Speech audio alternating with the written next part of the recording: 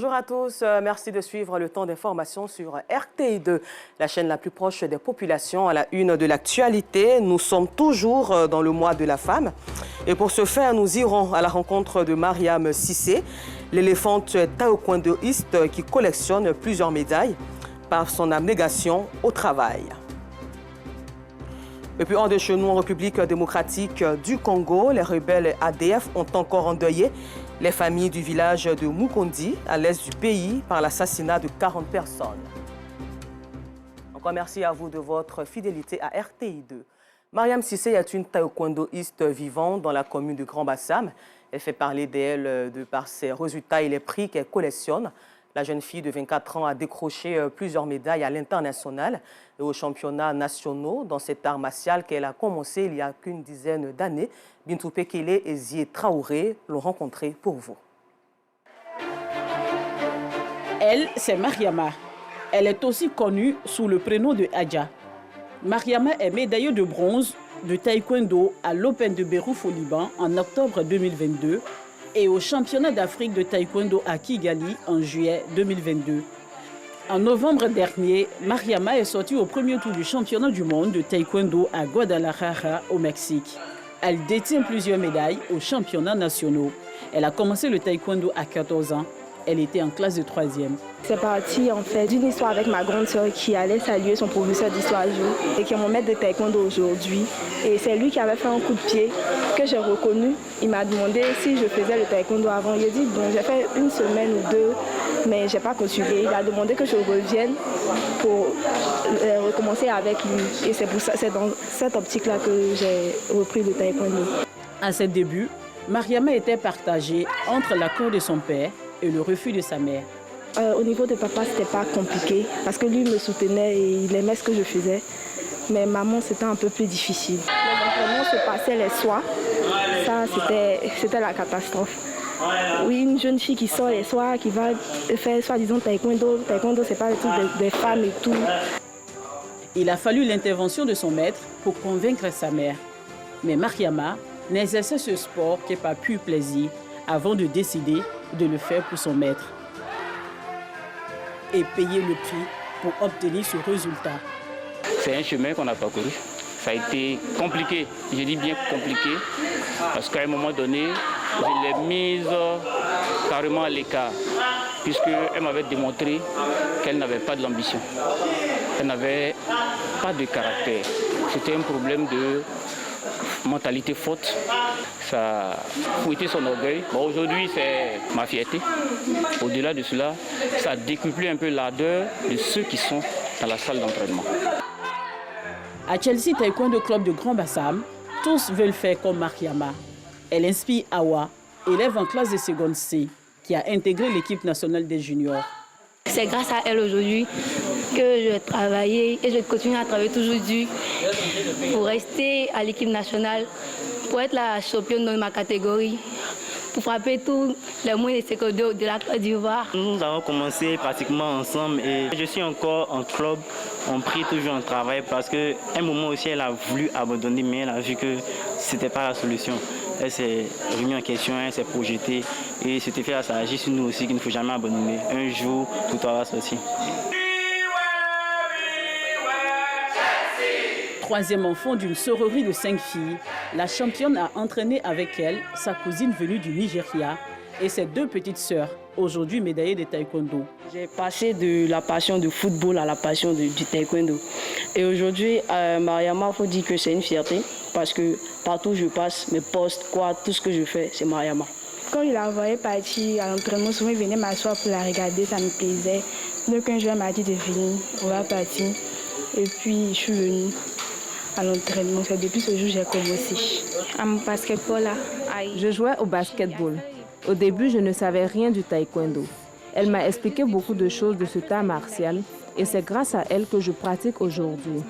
Elle m'inspire énormément dans le taekwondo, comme dans la vie active.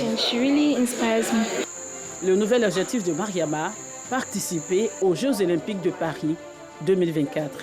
Elle multiplie alors les efforts et intègre l'équipe nationale de taekwondo en 2022. Désormais, Mariama fait partie du cercle de réflexion de son club qui l'a vu naître. La ville de Grand Bassam où elle vit lui reconnaît également ses efforts. La taekwondoïste conseille ses cadets et se prépare pour les JO. Quand je vois qu'il y a des personnes qui me regardent, je suis un modèle pour d'autres personnes. Je peux que les encourager. Et pour les encourager, il faut aller de l'avant. Nous l'avons eu en classe et voici encore au niveau du sport, nous l'avons. On a vraiment été très surpris de voir qu'elle a saisi sa chance. C'est vraiment une merveille pour nous. Mariama s'entraîne 2 fois par jour, toutes les semaines. En dehors de la salle d'entraînement, la taekwondoïste est une jeune fille ordinaire. Elle est aussi active à la maison que sur le ring. J'ai déjà ma licence en comptabilité et contrôle de gestion. Et je fais le master 1 en contrôle de gestion audit. Quand je reviens des entraînements du matin, je peux faire le ménage à la maison. Parce qu'avec maman, c'est ça en fait. On reste une femme quoi. Et je pense qu'après le taekwondo, ce sont les études qui vont payer quand même. Donc pour les études, j'y m'y mets. À côté de cela, Mariama s'essaie à l'entrepreneuriat. Elle fabrique et commercialise des jus de fruits pour se donner les moyens de poursuivre son rêve de devenir championne aux Jeux Olympiques de Paris 2024. En semaine, je peux avoir 20-30 000. Je prends ça pour faire mon transport pour aller à l'entraînement, par exemple. Ça me sert beaucoup pour ça. Pour le moment, le taekwondo, ça ne rapporte pas vraiment. Et puis moi-même, pour mes dépenses, parce que je ne demande plus d'argent à papa. J'essaie de l'alléger un peu la tâche. Et pour ses parents, la jeune fille est simplement un cadeau du ciel. Elle nous a plu. Elle nous a convaincus. Parce que c'est une fille, c'est une battante. Elle a du cœur et quand elle veut faire quelque chose, elle le fait. Elle le fait et bien. L'effort qu'elle fait dans le taekwondo, elle fait le même dans les études. Je suis vraiment content d'elle. Elle a l'envie de réussir. Si Dieu le permet, ça sera une bonne chose. Je ne voyais pas qu'une fille pouvait avoir de l'avenir dans le taekwondo. Je cherchais toujours quelque chose à lui donner. À chaque fois, elle partait en retard. Quand elle a commencé à voyager, j'étais heureuse. Vraiment, mes bénédictions l'accompagnent. Je prie toujours Dieu pour qu'elle aille de l'avant dans son taekwondo et dans ses études. Tout ce que je fais pour le moment, c'est d'abord mes parents, puis ensuite moi. À 24 ans, faire plaisir aux autres reste son leitmotiv et propulse Mariama vers le haut. Son amour pour le taekwondo parle pour elle. L'insuccès à Mariama Cissé et toutes ces dames d'honneur qui ont décidé d'embrasser ces disciplines sportives.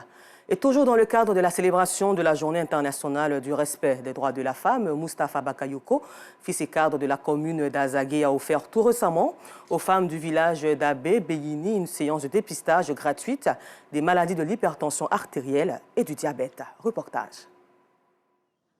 Commune d'Azagué, les femmes du marché du village d'Abé Beyini sont invitées à prendre part à une séance de dépistage du diabète et de l'hypertension artérielle. On dit qu'on a fait le dépistage de diabète et puis hypertension. Nous aussi, on a dit oui qu'on a compris. C'est la santé. Sur la place publique du village, elles sont plus de 100 femmes à se faire dépister. Un chiffre qui réjouit d'autant plus que les informations sur le diabète et l'hypertension sont assez méconnues de la population rurale. C'est un très bon cadeau parce que la santé, là, c'est tout. Hein. Quand tu as la santé, en tout cas, tu peux tout faire, tu peux partir où tu veux, en tout cas.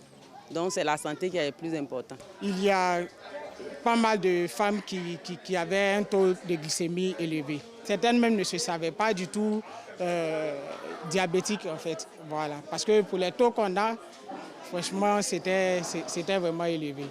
Ce dépistage est une initiative de Moustapha Bakayoko, cadre d'Azagué. C'est la journée internationale de la femme. Au lieu des festivités de faire la fête, nous avons décidé d'organiser une séance de dépistage de diabète et de tension. Surtout le diabète. Moi-même, je suis diabétique. Ça fait environ 12 ans que j'ai le diabète et que je me traite. Et je sais ce que ça coûte. Donc aujourd'hui, en fait, c'est de donner l'occasion aux femmes de savoir si elles ont le diabète ou elles n'en ont pas. Et que si elles ont le diabète, quelles sont les habitudes alimentaires, quelles sont les précautions qu'elles peuvent prendre pour ne pas que le diabète s'aggrave. Selon les chiffres de la Fédération internationale du diabète, en 2017, cette maladie a causé près de 312 000 décès en Afrique subsaharienne. Et selon l'OMS, l'Organisation mondiale de la santé, plus de 700 millions de personnes souffrent d'hypertension non traitée. 7 345 usagers sensibilisés, 2 645 conducteurs verbalisés, 65 véhicules en fourrière. C'est le bilan de la première campagne de la lutte contre l'incivisme sur la route dans le district de Montagne qui s'est déroulée du 3 au 10 février dernier. La deuxième édition bat son plein et ment. Et les usagers, ceux de la route, en l'occurrence les motocyclistes et automobilistes, commencent par respecter de plus en plus les règles et codes de la route. Avant ce vendredi, fin de la campagne pour ce mois de mars, notre reporter Gervais Kwasi du bureau régional de RTI Mans a promené sa caméra et son micro au grand carrefour de la ville. Son reportage maintenant. La consigne du gouvernement en direction des hommes en tenue et des responsables étatiques en charge du transport n'a pas changé. Pour cette deuxième édition, la consigne principale, c'est qu'il faut faire beaucoup plus de sensibilisation que de répression. À moins, les jeunes, ils font des parades à moto. Et il nous incombe d'aller vers ces jeunes, de leur dire que la route n'est pas faite pour se tuer, mais plutôt pour circuler. Et la route aussi est partagée avec plusieurs usagers. Et donc, il faut tenir compte des autres usagers.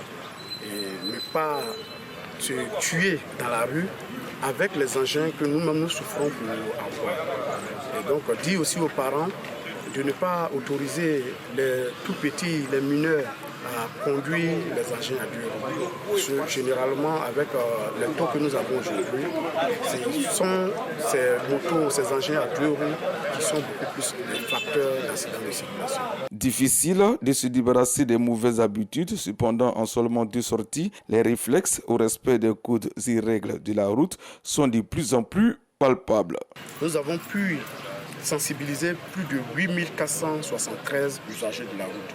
Et il y a 1079 usagers qui ont été verbalisés. Et cela représente 11%. Et donc ceux qui ont été sensibilisés représentent pratiquement 89%. Et pour les véhicules qui ont été mis en fourrière, nous en dénombrons 209. On va dire satisfaction parce qu'aujourd'hui, quand vous circulez, vous voyez de plus en plus des conducteurs de moto qui portent le casque. Vous voyez les chauffeurs de taxi et les passagers à l'avant qui prennent la ceinture de sécurité. Donc nous commençons à constater que ces habitudes-là commencent à intégrer véritablement le quotidien des usagers. Les populations dans leur ensemble saluent cette initiative gouvernementale, même si elle tombe parfois sous le coup des amendes à payer au trésor public. Les policiers m'ont arrêté, payer n'est pas porté casse. Je trouve cette campagne très importante, voilà, parce que ça sauve des vies. Comme le cas de moi-même, où je donne un exemple, j'ai fait une sortie de route une fois. Et vraiment la ceinture, j'ai vu que ça m'a vraiment sauvé la vie. On constate plusieurs accidents. Donc je pense que cette campagne est la bienvenue. Elle va permettre de limiter les accidents. Aucune faute ne sera tolérée sur les routes ivoiriennes, nous ont confié les collaborateurs du ministre Amadou Koné, chargé des transports. Très belle initiative encouragée pour le bien-être des populations. Nous vous le disions en titre, à l'est de la République démocratique du Congo. Une nouvelle attaque attribuée aux rebelles ADF, Force démocratique alliée, affiliée au groupe État islamique, a fait plus de 40 morts dans la nuit du mercredi à jeudi. Et selon les autorités locales, c'est une province également en proie à la rébellion du M23. En Chine, Li Qiang, considéré comme l'un des hommes de confiance les plus proches de Xi Jinping, a été désigné ce samedi nouveau Premier ministre chinois lors d'un vote des députés réunis au palais du peuple à Pékin.